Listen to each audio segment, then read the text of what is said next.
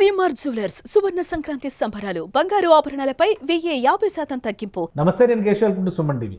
Andhra Pradesh CM Chandrababu Naidu భద్రత పైన మరొకసారి సందేహాలు ఏర్పడుతున్నాయా? అలానే భద్రతను మరింత పటిష్టం చేయాల్సినటువంటి సందర్భం కూడా వచ్చిందా? పదే పదే జనక్షేత్రంలోకి వెళ్తున్నటువంటి సీఎం భద్రత విషయంలో మార్పులు చేర్పుల పైన ఫోకస్ పెట్టారు. స్పెషల్ గ్రూప్ కమాండోల్ని ఇందులో ఇన్వాల్వ్ చేశారు. ఇప్పటికే Z+ కేటగిరీ భద్రత ఉన్నప్పటికీ ఎందుకు చంద్రబాబు నాయుడుకి సంబంధించిన సెక్యూరిటీ విషయంలో మార్పులు చేర్పులు చేస్తున్నారు? ఈ అంశాన్ని విశ్లేషించేటువంటి ప్రయత్నం చేద్దాం. మనతో పాటు టీడీపీ నాయకులు, అలానే తెలుగుదేశం పార్టీ వాణిజ్య విభాగం వైస్ ప్రెసిడెంట్ కిరణ్ గారు. నమస్కారం. నమస్తే అండి. సీఎం సెక్యూరిటీ విషయంలో అంటే ఆయన ముఖ్యమంత్రి అయిన తర్వాత పదే పదే చెబుతున్న మాట ఏంటంటే పరదాలు లేని ముఖ్యమంత్రి, ఎక్కడికైనా నేను జనంలోకి వచ్చేస్తానని చెప్పని అంటున్నారు. ఇప్పుడు సడన్గా సెక్యూరిటీలో మార్పులు చేర్పులు, ఆల్రెడీ Z+ కేటగిరీ ఉంది, అయినా కానీ మార్పులు చేర్పులు తప్పవు. అలానే ఆయన వెళ్ళేటువంటి రూట్ పర్యవేక్షణ కూడా డ్రోన్ సహకారంతో చేయాలి అనేటువంటి అన్న ఎందుకు ఇంత సీరియస్ డెసిషన్స్ తీసుకోవడానికి కారణం ఏంటి? ఏమన్నా? ముందుగా సుమన్ టీవీ ప్రేక్షకులకు అలాగే మీకు శుభోదయం అండి. ముఖ్యంగా ఈరోజు ఆంధ్రప్రదేశ్ సీఎం చంద్రబాబు నాయుడు గారు సెక్యూరిటీ విషయంలో అడిషనల్ సెక్యూరిటీని ఎందుకు పెంచాల్సి వచ్చిందంటే, ఈయన అధికారం వచ్చిన తర్వాత ప్రజల్లోకి విస్తృతంగా, అంటే గతంలో చూస్తే మీరు 99లో కానివ్వండి, 2004లో కానివ్వండి, జన్మభూమి పథకాలని తీసుకెళ్ళడం కానీ, ప్రజల వద్ద పాలన కానీ, శ్రమదానం కానీ, అలా విస్తృతంగా, అంటే ముందు ఎక్కడికి వెళ్తున్నారో కూడా చెప్పకుండా జిల్లాల పర్యటన చేసినప్పుడు ఆకస్మికంగా తనిఖీలు చేయటం ఆయనకు మొదటి నుండి అలవాటు అండి. ఎందుకంటే ఆయన పని రాక్షసుడు. ఓకే, నెక్స్ట్ గత సీఎం జగన్మోహన్ రెడ్డి ప్రజల్లోకి వెళ్ళాలంటే పరదాలు కట్టుకుని, లేదు అంటే చెట్లు నరికిచ్చేసి, లేదు అంటే ఆ రోజు 144 సెక్షన్ పెట్టి, అంటే షాపులు మూసేసి, అలా జగన్మోహన్ రెడ్డి 2019 నుండి 24 వరకు కాలయాపన చేశాడు.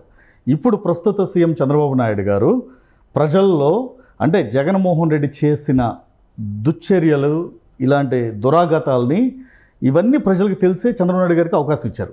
గత 6 నెలల కాలంలో రాష్ట్రం ఈ రోజున అభివృద్ధి పదంలో ముందుకు దూసుకువెళ్ళటానికి చాలా ముందడుగులు వేస్తుంది. అలానే చంద్రబాబు నాయుడు గారు అనే వ్యక్తి ఈరోజు దేశంలోనే అత్యంత శక్తివంతమైన నాయకుడు. ఓకే, ఇక సెక్యూరిటీ విషయానికి వస్తే చంద్రబాబు నాయుడు గారి మీదే కాదండి, ఇటు అత్యంత ప్రజాదరణ కలిగిన యువ నాయకులు పవన్ కళ్యాణ్ గారు కానీ, లోకేష్ గారు కానీ కూడా వాళ్ళు సెక్యూరిటీ మీద ఫోకస్ పెట్టాల్సిన ఆవశ్యకత ఉందండి.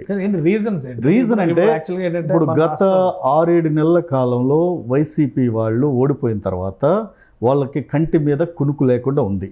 ఎందుకంటే అత్యంత ప్రజాదరణతో కూటమి ప్రభుత్వాన్ని గెలిపించటం, నెక్స్ట్ 2029లో వాళ్ళ పరిస్థితి ఏంటి, వాళ్ళ మానసిక స్థితి ఏంటి అనేది తెలియజేస్తుంది.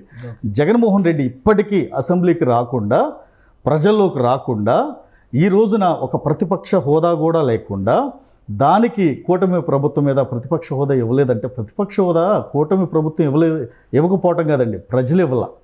అక్కడ మినిమం బేసిక్స్ తెలియకుండా ఒక వ్యక్తి 5 సంవత్సరాలు సీఎంగా పనిచేస్తాడంటే అది రాష్ట్ర ప్రజల దురదృష్టం. కానీ ఒక విషయం, అంటే ఇప్పుడు సీఎం గారు బయటకు వెళ్ళేటువంటి క్రమంలో సెక్యూరిటీ లూప్ హోల్స్ ఏమైనా కనిపించినాయి అంటే గతంతో? డెఫినెట్గా సార్, ఎందుకంటే ఆంధ్రప్రదేశ్లో గతంలో నక్సల్స్ మూవ్మెంట్ లాంటివి కొద్దిగా ఎఫెక్ట్స్ ఉండే, ఇప్పుడు చాలా వరకు సద్దుమణిగిందని. నక్సల్స్ తగ్గిపోయారండి ఆంధ్రప్రదేశ్ కానీ, తెలంగాణ కానీ, కొన్ని చోట్ల ఛత్తీస్గఢ్, ఒరిస్సా అలాంటి చోట్ల ఉన్నారు. కాకపోతే ఇక్కడ మావోయిస్టులను అడ్డం పెట్టుకుని, నక్సల్స్ పేరు చెప్పి అడ్డం పెట్టుకుని ఆకాశరామన్న ఉత్తరాలు రాసి చంద్రబాబు నాయుడు గారిని బెదిరించడానికి ఒక ప్రయత్నం కావచ్చు. 2, వీళ్ళు ప్రజల్లో విస్తృతంగా తిరుగుతున్నారు. ఎవరు? చంద్రబాబు నాయుడు గారు కానివ్వండి, పవన్ కళ్యాణ్ గారు కానివ్వండి, లోకేష్ గారు కానివ్వండి, ప్రజల్లో విస్తృతంగా తిరుగుతున్నారు. తరువాత జగన్మోహన్ రెడ్డి ఇప్పుడు అంటే ప్రజా సమస్యలు ఏమీ లేక వచ్చేది మన ప్రభుత్వమే, 2029లో గెలిచేది మనమే అని ఆ కుంటి సాకులు, అంటే వాళ్ళకి మానసిక స్థితి లేదు అని నేను అనుకుంటున్నానండి. ఎందుకంటే గత 5 ఏళ్ల ప్రభుత్వ పాలన చేసినప్పుడు అభివృద్ధి అనేది అసలుకి వాళ్ళు ఎడం చేత్తో కూడా టచ్ చేయకుండా, అది ఓకే, ఇప్పుడు ఆయన తన పార్టీని, శ్రేణుల్ని, నాయకుల్ని చెప్పొచ్చు. అంటే చంద్రబాబు నాయుడు గారు భద్రత పైన నీళ్లు నీడలు ఉన్నాయనేటువంటి సంకేతాలు ఏమైనా వచ్చినాయి? డెఫినెట్గా సార్, ఎందుకంటే ఈ వైసీపీ మూర్ఖులు, వైసీపీ మోకలు, ఎందుకంటే గతంలో చేసిన అఘాయిత్యాలు చూస్తే రేపొద్దున వాళ్ళు దేనికైనా తెగబడతారండి. అందులో చంద్రబాబు నాయుడు గారు ఈ పెన్షన్ల పండుగ గురించి కానీ, పెన్షన్లు ఇచ్చే రోజు ముందు రోజు కానీ పేదవారిని కలవటం, ఆకస్మికంగా జనాల్లోకి వెళ్ళటం కూడా ఒక రకంగా డేంజర్ బెల్స్ మోగుతున్నాయి.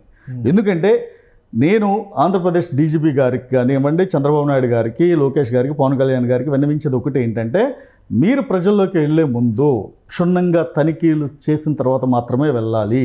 ఎందుకు అంటే అక్కడ ఉన్నది వైసీపీ మూర్ఖులు, వైసీపీ మోకలు, రాక్షస క్రీడ తెలిసిన నాయకులు.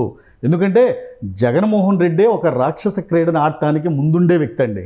అలాంటిది ఆయన వెనకాల ఉండి నడిచేవాళ్ళు నాయకులు ఎలా నడుస్తారు? అలా గవర్నమెంట్ తెలుగుదేశం కూటమి ప్రభుత్వం చేతిలో ఉంది. చంద్రబాబు నాయుడు గారి భద్రతకు సంబంధించి జెడ్+ కేటగిరీ ఆల్రెడీ ఉంది, ప్లస్ లోకల్ పోలీస్ సిస్టమ్ ఉంటుంది.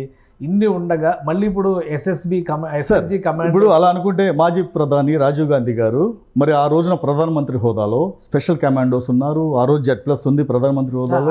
జరగాల్సిన నష్టం జరిగింది కదా. ఆయన చనిపోయినప్పటికీ ప్రధానమంత్రి కాదు, ఆయన విపక్ష నాయకుడు. పోనీ ఇప్పుడు ఇందిరాగాంధీ అంటే మీరు ఇప్పుడు అలా అంటే ఒకటండి, ఈ వైసీపీ మోకలు దేనికైనా తెగబడతారు అనటానికి నిదర్శనం ఏంటంటే, వివేకానంద మర్డర్ కేసులో మీరు చూస్తే ఒక్కొక్కటి, నిన్న వైసీపీ జగన్మోహన్ రెడ్డి కుటుంబ సభ్యుడు వైఎస్ అభిషేక్ రెడ్డి ఆకస్మిక మరణం. ఏంటండి అది? అంటే హెల్త్ అదేనండి. వీళ్ళు అవసరమైతే ఫుడ్ పాయిజన్ అయినా చేయగలరు, లేదంటే కెమికల్ రియాక్షన్ చేయగలరు, లేదంటే పాయిజన్ బాడీకి ఎక్కించగలరు. చంద్రబాబు నాయుడు గారు జైల్లో ఉండగానే ఆయన్ని అంతం చేయాలని కూడా ఆలోచించిన వ్యక్తులు ఇలాంటి వాళ్ళు. ఇప్పుడు గతంలో చంద్రబాబు నాయుడు గారు సమాచారం ఏమైనా ఉందా దీనికి సంబంధించి? ఎందుకు ప్రభుత్వం ఇప్పుడు ఎస్ఎస్జి కమాండోస్ ఇన్వాల్వ్ చేయడం వల్ల? డెఫినెట్ గా సార్, ఇంటెలిజెన్స్ ఇప్పుడు చంద్రబాబు నాయుడు గారు తీసుకునే నిర్ణయం లేదా సెక్యూరిటీ విషయంలో ఇంటెలిజెన్స్ సమాచారం ఉండబట్టే స్పెషల్ ఫోర్స్ ని ఈ రోజు రంగంలో దించారండి.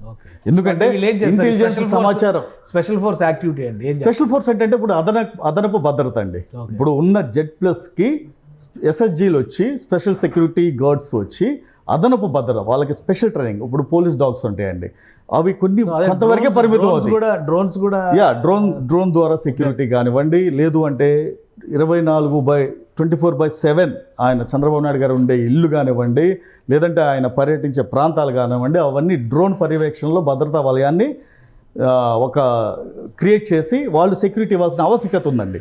ఎందుకంటే ఇప్పుడు చంద్రబాబు నాయుడు గారు ఈ రోజున దేశంలోనే హాట్ టాపిక్.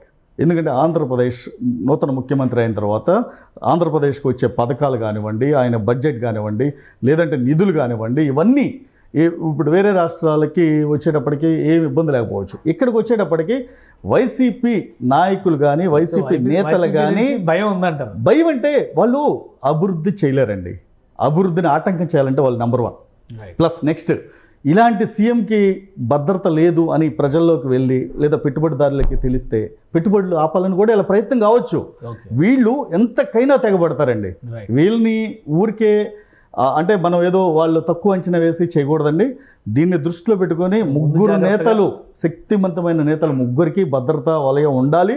స్పెషల్ ఫోర్స్, అలానే ఇంటెలిజెన్స్, అలానే ఏపీ డీజీపీ పోలీసు వ్యవస్థ కానీ వాళ్ళని కాపాడుకోవాల్సిన బాధ్యత రాష్ట్ర ప్రజల తరపున వాళ్ళ మీద ఉందండి. ఎందుకంటే ఇది ముగ్గురికి ఉప ముఖ్యమంత్రి డెఫినెట్గా ఎందుకంటే చంద్రబాబు నాయుడు గారు దేశంలోనే అత్యంత శక్తివంతమైన నేత. పవన్ కళ్యాణ్ గారు మొన్న చూశారు మీరు, సౌత్ ఇండియాలోనే ఆల్మోస్ట్ ఆయన ప్రచారం చేసిన రాష్ట్రాలు కానివ్వండి, నియోజకవర్గాలు.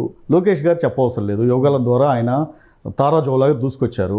ఇప్పుడు వీళ్ళకి కంటి మీద కునుకుండదండి వీళ్ళకి. ఎందుకంటే వీళ్ళు ప్రజల్ని గెలవాలి అంటే ఇక్కడ టీడీపీ ప్రభుత్వం చేసే దానికన్నా గొప్పగా చేస్తే వాళ్ళు గెలుస్తారు.